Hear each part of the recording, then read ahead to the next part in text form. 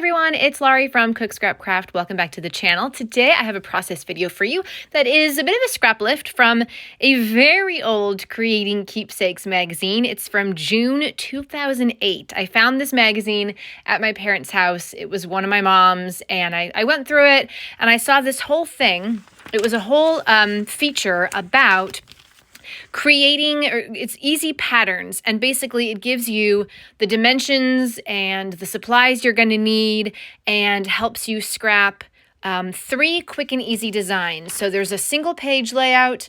There are 2 single page layouts and a card. I'm looking through all this right now. Actually, no, 2 double, blah, blah, blah. This is kind of confusing. There's a double page layout here. This is a lot of stuff. A card, a single page layout, and then another single page layout, and then another card. Like, that's a lot of stuff. That's a lot of stuff, you guys. So I did not do all of them, okay, because that would be a really long process video. But I did one of them. I did one of the single page layouts, and I chose to do a school themed layout because I have my daughter's kindergarten photos from her portfolio that I am converting into scrapbook layouts to go into her school day scrapbook album. And I figured I also had this scalloped, I guess is it acetate?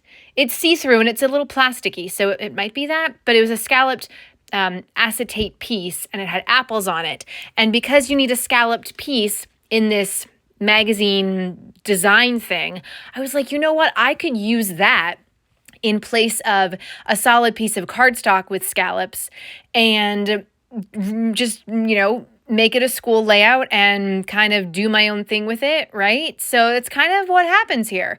I've got 3 4x6 photos. They're all vertical. I am going to cut them down a smidge and add some matting to them. I believe I use red cardstock, which is actually from a 4x6 Hero Arts paper pack. It was a Kelly Perky designed little paper pack. I got it in my Paper Issues warehouse box over the summer. I hope they do one of those again because that was really fun. And then basically there's a 12 by 12 piece of a background page. And in the magazine, they just used a solid color. Then they chose a pattern for where I have the pencils. And that was cut into, let me give you the right measurements in case you want to know. That one was cut into 10 inches by 10 1/4. Okay. And you'll be using the rest. If you're going to make all of these pages, ideally you're going to be using the leftover bits for other things, for the cards, for other elements on the other layouts. I'm not really doing that. So I guess I'm not really doing this design challenge like exactly the same way, but I did appreciate having some dimensions so that I could at least create one layout and it kind of takes the thinking out of things a little bit. I know there are a lot of you who are card makers and you do different card challenges where it does tell you the exact dimensions, which is so nice. And stay tuned because I'm going to try my hand at one of those card challenges this month. So that's going to be coming up on the channel soon. I still have to film the process video for it, but I'm excited and a little bit nervous because I've never done one of these before. And I'm really not that much of a card maker, but we'll see how it goes. So now what am I doing? My photos, I'm cutting down and matting. I was like, what is that right there? That's the backside of the photo. They had been glued onto construction paper and they kind of stuff was falling. The photos weren't really falling out, but other things were falling out of the construction paper pockets. They weren't laminated. So things were falling out, things were tearing. And I was like, you know what? I'm just going to rip all these photos out and make a regular album for them. And these are just random photos of things that happened during my daughter's kindergarten year. I think the top one there, they made a volcano. They also had, they still do. It's elementary school. They frequently have stuffy days. Sometimes the class will earn a reward and everybody gets to bring in a stuffed animal. And then the last one, they had a reptile person come speak to the class and they all got to take their picture next to an iguana, maybe it was. I don't really know my reptiles very well. But yes, so I also used the branding strip. So the orange pattern paper in the background is Chamel, and I cut off the branding strip. But then I used the pattern paper side of the branding strip on top of the pencil just to add something else, because there was also something similar to that in the original layout. The original layout has a bunch of circular elements as embellishments, and it has the journaling in small strips, and their journaling is typed out. I don't type out my journaling. I do hand journaling, but you can do you, whatever you prefer. And then the title was on the part with the scallop. So I'm still going to add my title on top of that apple patterned plastic acetate thing. I don't know. And I'm going to use the orange Doodlebug design alphas that I got as part of my January haul. Those are the sunshine ones in tangerine. And if you want to find out exactly what I'm working on or working with for the month of January and a little bit beyond, you can find those haul videos. There are 2 parts of them, the haul videos here on the channel. I got to make a haul video playlist to make it really easy for you guys to find those things, don't I? I got to make a lot of new playlists. There are some goals that I have for the channel this year, and I just need to get on it and do it, All right, so we've got our title going on top of the apples, and I'm just going to grab the layout real quick here so I can refer to it as I'm talking to you about it. The circular elements, I haven't grabbed them yet, but I'm going to take a break and do that off camera. I have circle punches in different sizes, and I had been taking scrap paper and just punching circles or using any shape punch that I have to punch shapes out of that excess paper. So I already had a bunch of circles cut, and I just grabbed some. Most of them are just going to be solid red. 2 of them are red and white striped because they're from the same pattern paper. And I thought, you know what? Let's add a little bit of something there with that color. They're a little bit glittery as well. So I'm trying to mimic what I see on the original layout, but at the same time, I'm going to add in some extra embellishments because I like to do embellishment clusters, and that's more my style. At the very top of the page, I added a Simple Stories phrase sticker that says, "This is what life looks like." It's not from a School Days collection. I think it's from the Hello Today collection. I'm trying to look right here because it's out on my desk. Doesn't matter. But I just thought that would be, with the arrow pointing towards the pictures, I thought that would be a nice sentiment. And there is sort of I'm assuming it could be a phrase sticker or a phrase die cut piece on the original layout in that same spot. I'm also adding a stack of books from the Simple Stories collection that I am using right now for my monthly pocket pages. There were many elements in that collection that would have been perfect for a school theme. So I kind of took all of those pieces out.